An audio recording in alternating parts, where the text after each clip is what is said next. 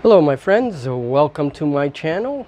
And today I have, today's Thursday, I have a little bit of an update for you guys. And this is something that I used to do a while back, Hex Encounter War Games. I put a couple of videos up a few days ago about this stuff. And my favorite aspect of wargaming is miniatures wargaming. But from time to time, I like to delve in these other kinds of war games. I find hex encounter games can actually be quite cool. So basically, I started this board. This board splits up, so I can stack it together. And now it has a little bit of paint. I highlighted a river here, and what I'm doing now is actually doing the terrain hexes, because the board itself is just basically the base, right? But the actual terrain hexes I make separately. And I'm using this soft stuff with some felt in order to make it so that the hexes are actually removable. That's very important for me because I can make a ton of those hexes a day. The board takes a lot longer to make and it's more work. So if I can have hexes that are removable, I can change my terrain and do all kinds of stuff, right, with the terrain. So that is actually quite important. So I just started doing this, and the first video that I posted just had the cardboard. It's very raw, very basic, right? Now things are starting to have a little color, and I wanted to show it. I like doing my homebrew Hex Encounter war games, and that's why I'm making my own board. I used to do this all the time and just adapt rules to it. You can see one of the top-down counters there, and I made a few counters. Here's a mech, top-down, right? And now you're going to start to see a little bit of terrain. Now, this still requires a lot of work because what I do now is glue on the patches of forest. And this is another patch of forest. I'm probably going to divide it between two hexes. And these yellow hexes get painted. All this gets painted. Texture paint to give it texture. And then we'll glue the felt first. And then texture everything. And then paint. So we still have a long way to go. But once these are done, the other thing I do is I add either a little piece of Velcro to every side, and that's how I keep them on the board, or I add a little magnetic strip. Either way works fine. And then I make these little counters, and I'm going to do like an alien faction, so I'll have some alien counters. And then this faction, which is probably more of a human faction, right? And I got to fix these tanks a little bit.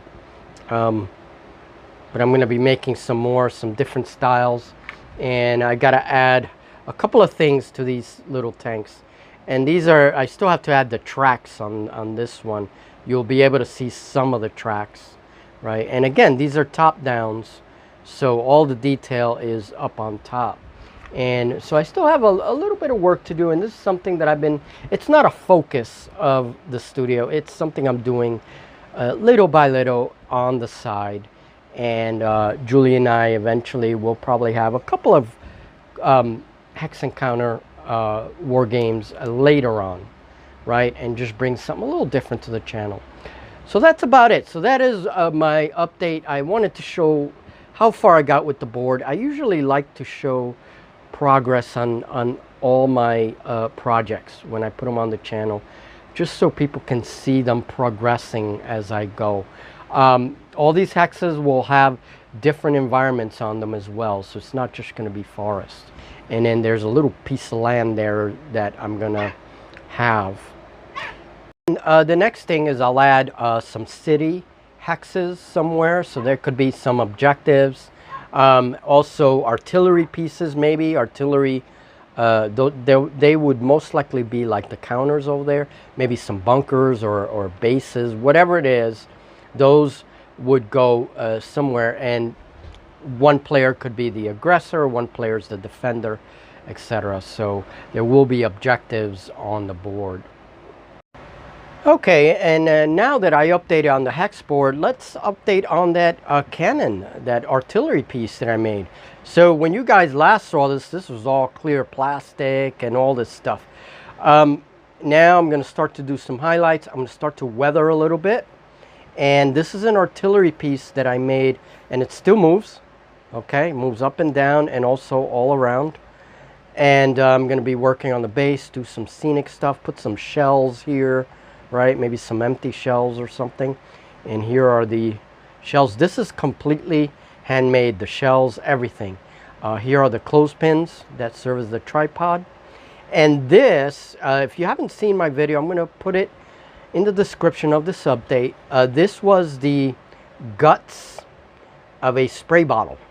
And then this was a dowel, right? And a straw down here.